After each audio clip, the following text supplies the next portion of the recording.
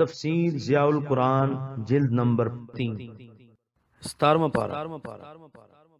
بسم اللہ الرحمن الرحیم۔ تعارف سورۃ الانبیاء۔ بسم اللہ الرحمن الرحیم۔ نام،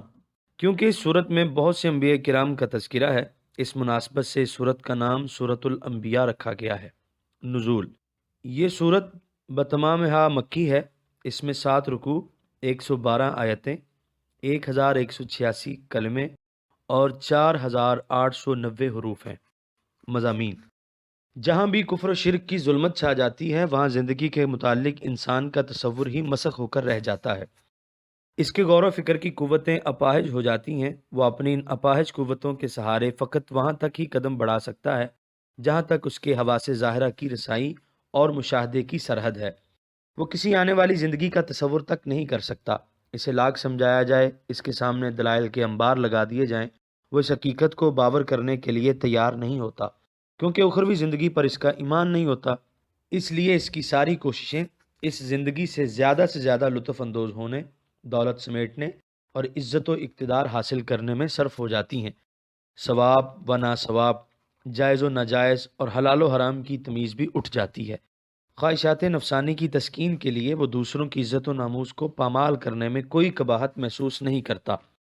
اپنے خزانوں کو بھرنے کی خاطر وہ بڑے اطمینان قلب سے لوٹ کھسوٹ میں سرگرم ہو جاتا ہے، اگر مسند اقتدار پر قبضہ کرنے کے لیے انسانی جانوں کی، اخلاقی قدروں کی، ارشادات خداوندی کی قربانی دینا پڑے تو وہ اس سے بھی باز نہیں آتا۔ یہی حالت عہد نبوت کے کفار و مشرکین کی تھی، اور آج بھی جہاں اللہ تعالیٰ کی ذات پر ایمان نہیں رہا وہاں یہی حال ہے، خواہ وہاں کے لوگ اپنے سائنسی اور صنعتی ترقی سے قدم قدم پر نئے کرشمے دکھا رہے ہوں۔ اس لیے سورہ پاک کے آغاز میں پوری قوت سے ان کی اس فکری افلاس اور ذہنی بے راہ روی کا ازالہ کرنے کی کوشش فرمائی جا رہی ہے، انہیں بتایا جا رہا ہے کہ تم سے پہلے جن قوموں نے یہ روش اختیار کی تھی ان کے دردناک انجام کی داستان تم ان کھنڈرات کے شکستہ در و دیوار سے پوچھ سکتے ہو جو تمہاری تجارتی شاہراہوں کے ارد گرد کھڑے ہیں، وہ تمہیں بتائیں گے کہ یہاں بسنے والے بھی تمہاری طرح قیامت پر ایمان نہیں رکھتے تھے، اس لیے وہ دنیا کی لذتوں میں مگن ہو گئے، انہیں سمجھانے والوں نے بہت سمجھایا لیکن وہ نہ سمجھے، آخر کار غضب الہی کی آگ بھڑکی اور اس نے انہیں چاروں طرف سے جب اپنی لپیٹ میں لے لیا تو وہ بہت کودے، بہت بھاگے، بہت چیخے، بہت چلائے، لیکن وہ اپنے انجام بد سے بچ نہ سکے۔ اے کفار، تم ان کے حالات سے عبرت پکڑو، ایسا نہ ہو کہ مہلت کی گھڑیاں گزر جانے کے بعد تم بھی اسی ہولناک انجام سے دوچار کر دیے جاؤ۔ نمبر 2، اس کے بعد توحید باری تعالیٰ کے ثبوت کے لیے تکوینی دلائل کے ساتھ ساتھ عقلی دلیلیں بھی پیش کر دیں تاکہ انہیں راہ راست پر لانے کی کوشش ادھوری اور ناتمام نہ رہے۔ نمبر 3، فرشتوں کے متعلق ان کے غلط عقیدے کا بطلان کر دیا کہ وہ خدا کی اولاد نہیں بلکہ اس کے معزز بندے ہیں جو ہمہ وقت اس کی یاد، اس کی بندگی اور اس کی تسبیح و تقدیس میں مشغول رہتے ہیں، نہ تھکتے ہیں نہ اکتاتے ہیں۔ نمبر 4،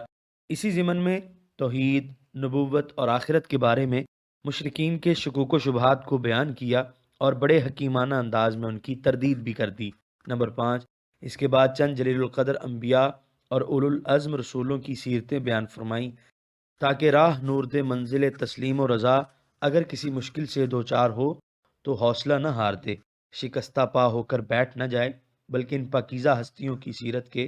مطالعہ سے تقویت حاصل کرتا ہوا آگے بڑھتا جائے۔ نمبر 6، سورت کے آخری رکوع میں ایک بار پھر اس حقیقت کو بیان فرما دیا کہ جو شخص نیکی اور راستے کی راہ پر صدق و اخلاص سے گامزن ہوگا وہ بامراد اور کامیاب ہوگا، اس کی کوئی کوشش رائیگاں نہیں جائے گی، یہ لوگ روز محشر کی ہولناکیوں سے بھی خوف زدہ نہیں ہوں گے، اس روز فرشتے مرحبا، خوش آمدید کہتے ہوئے ان کا استقبال کریں گے، اور جو بدبخت اپنی غلط کاریوں پر بازد رہے اور سمجھانے کے باوجود نہ سمجھے تو انہیں ان کے معبودوں سمیت دوزخ کا ایندھن بنا دیا جائے گا۔ اختتام سورت سے پہلے قرآن کی شان اور صاحب قرآن کی عظمت کا ذکر فرمایا، ارشاد فرمایا یعنی یہ وہ کتاب ہے جس میں دین و دنیا میں فلاح و کامرانی حاصل کرنے کے قاعدے مذکور ہیں، جس کے ماننے والے کو کسی اور نظام حیات کی دریوزہ گری کی ذلت نہیں اٹھانی پڑتی، یہ کتاب ہی تمام ضروریات کے لیے کافی ہے، اور صاحب قرآن کے متعلق فرما دیا کہ ہم نے آپ کو سب جہانوں کے لیے سراپا رحمت بنا کر بھیجا ہے، خوش نصیب ہے وہ قوم جس کی یہ شان ہے اور جس کے نبی کا یہ مقام ہے۔ قرآن کریم کے مفہوم کو واضح کرنے کی یہ فقیرانہ کوشش اگر آپ کو اچھی لگی ہو اور آپ ہماری حوصلہ افزائی کرنا چاہیں تو اس ویڈیو کو شیئر کر دیجئے، کیونکہ تبلیغ دین فرض ہے۔ ہم نے اپنے حصے کا چراغ روشن کیا، دعا ہے کہ آپ بھی اپنے حصے کا کریں۔